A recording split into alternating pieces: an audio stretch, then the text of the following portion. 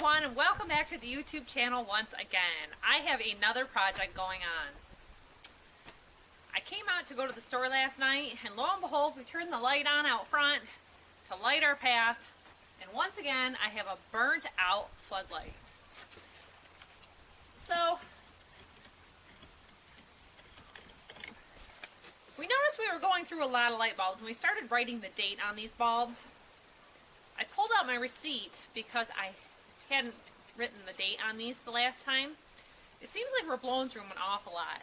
Now, there's been a lot of talk about smart meters this way and that way, about blowing light bulbs.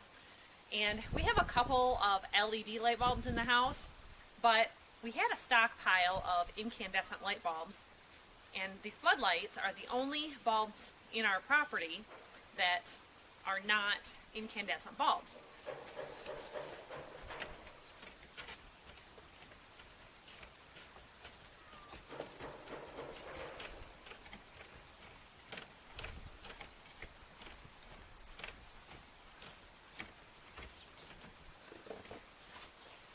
So whenever we have a burnt out bulb, we always check to make sure that it's screwed in all the way, make sure there's no problems.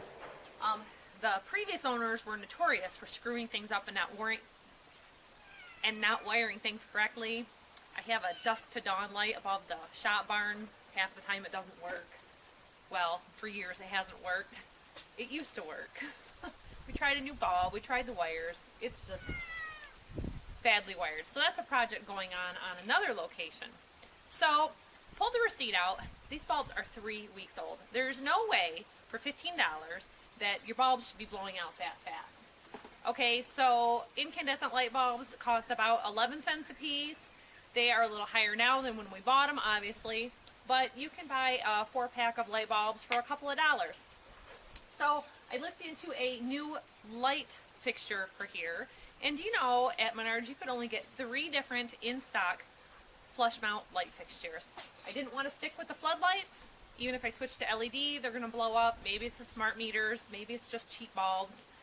It's time to do something about it. It was cheaper to buy a new fixture that's going to take incandescent light bulbs than to keep buying these every couple of weeks. So in the recycle, these go.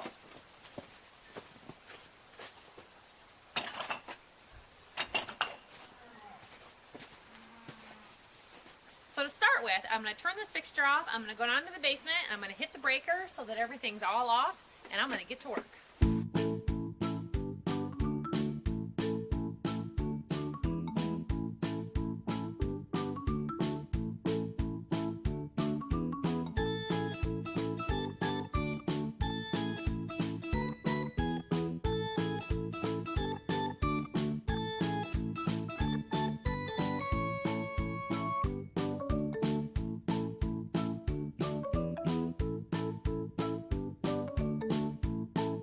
Once again, we have found no wire nuts, just electrical tape.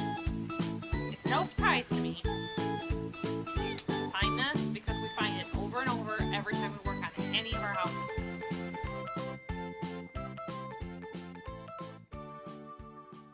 Now you can save yourself some trouble if you like, and you can just take some snips, some electrical snips, or some needle nose pliers. Sometimes regular pliers have them too, and just snip them off, because they have way too much uninsulated wire on that, and I'm going to have to snip it off anyway. But I just wanted to get this down. This is total junk. Yeah.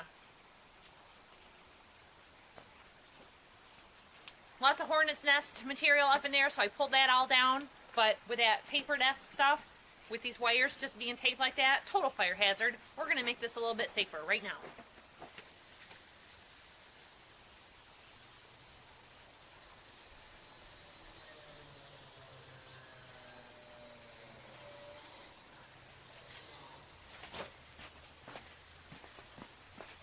So if you're ever not sure and you wonder about electrical, you should pick up one of these voltage testers. They're really good to have on hand if you're swapping out any kind of electrical fixtures or outlets, because you don't want to get zapped. Now, I knew which breaker I was on because this is the breaker that I keep tripping all winter.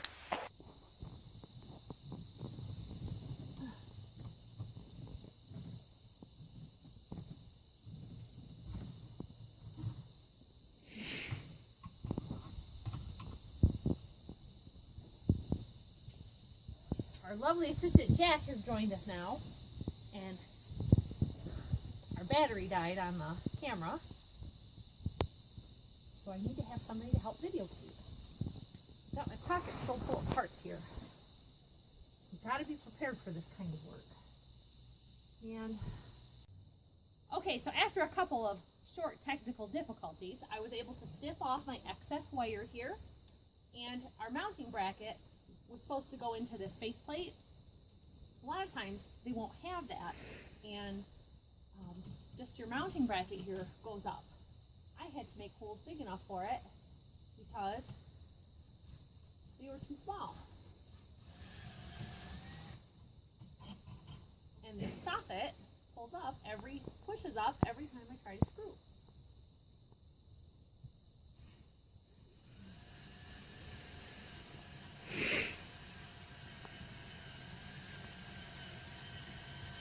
Okay, go ahead and cut. This isn't going up.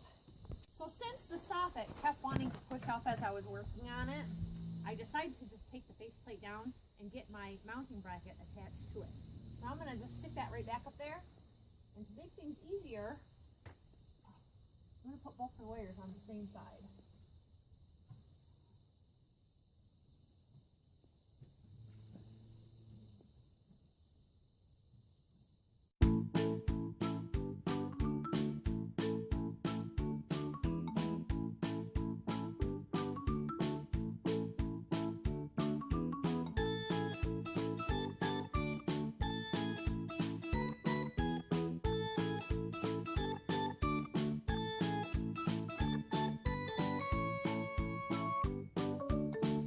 Real easy. I've got my ground wire hooked up, black to black, white to white.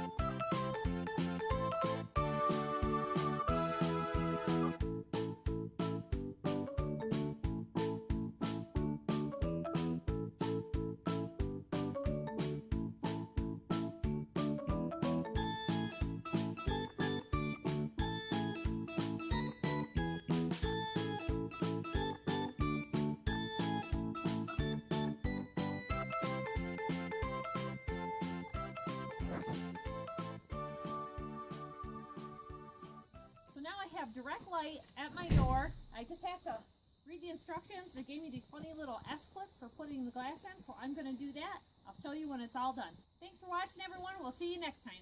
Remember to hit that like button. Bye-bye.